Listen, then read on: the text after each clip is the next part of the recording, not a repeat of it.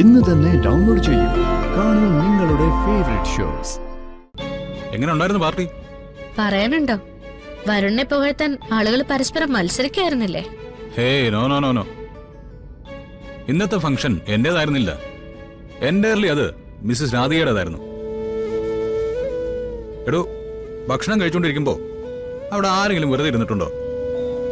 എന്തായിരുന്നു തന്നെ പുകഴ്ത്തല്? പറഞ്ഞിട്ട് കാര്യമില്ല കേട്ടോ. പാട്ട് ഗംഭീരമായിരുന്നു. ഇതിനും മേളിൽ വെക്കാൻ ഒന്നും തന്നെയില്ല. എന്നെ ഒരുപാട് പുകഴ്ത്തല്ലേ, ഞാൻ ചിലപ്പോ അഹങ്കരിച്ചു പോകും.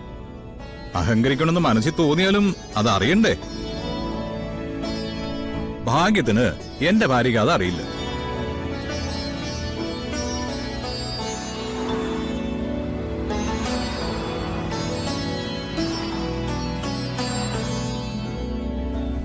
എന്നാലും അയാളുടെ ആ വരവുണ്ടല്ലോ, ആ കൈ മുറിഞ്ഞ ആളുടെ, ഞാൻ പെട്ടെന്ന് വല്ലാണ്ട് പേടിച്ചുപോയി. സത്യം പറഞ്ഞ എനിക്കൊരു ടെൻഷൻ ഉണ്ടായിരുന്നു. അയാളുടെ നോട്ടവും ഭാവവും ഒക്കെ എന്തോ ഒരു പ്രത്യേകത ഉള്ളതുപോലെ എനിക്ക് തോന്നി. ശരിക്കും.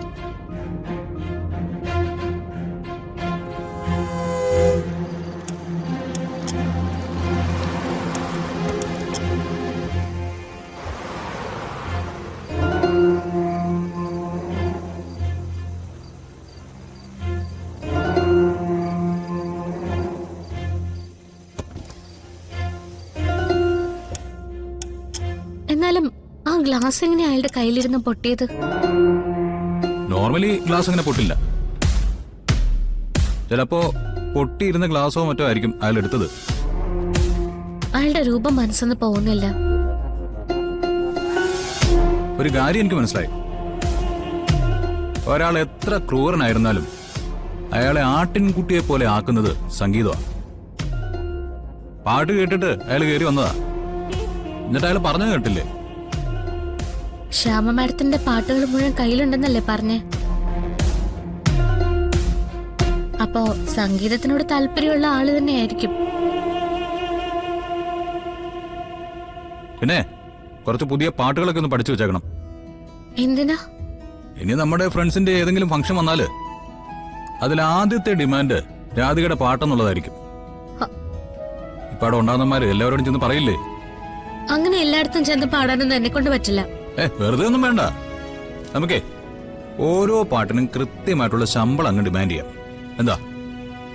അതൊരു ബിസിനസ് ആട്ടോ. എടോ, സത്യം പറഞ്ഞാലേ ഈ ആർട്ടുകളുണ്ടല്ലോ, അത് നല്ല ബിസിനസ് വാല്യുള്ള സംഗതിയല്ലേ?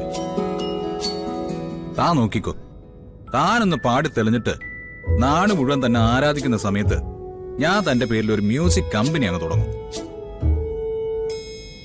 എന്നിട്ട് അതിൽ നിന്ന് കോടികൾ സമ്പാദിക്കുകയും ചെയ്യും. നടക്കാത്ത കാര്യങ്ങളെ ഒരുപാട് ഇങ്ങനെ പറയല്ലേ. പാനത്തോളം ആഗ്രഹിച്ചല്ലേ കുന്നോളെങ്കിലും കിട്ടുമെന്നല്ലേ എന്ന് അച്ഛൻ പറഞ്ഞു തന്നിട്ടില്ലേ? അച്ഛൻ നേരെ മറിച്ചാ പറഞ്ഞിട്ടില്ല. കുന്നോളം ആഗ്രഹിച്ച കുന്നിക്കുരുവോളം കിട്ടുമെന്നാ പറയാ. ഇപ്പൊ പ്രശ്നം തീർന്നല്ലോ.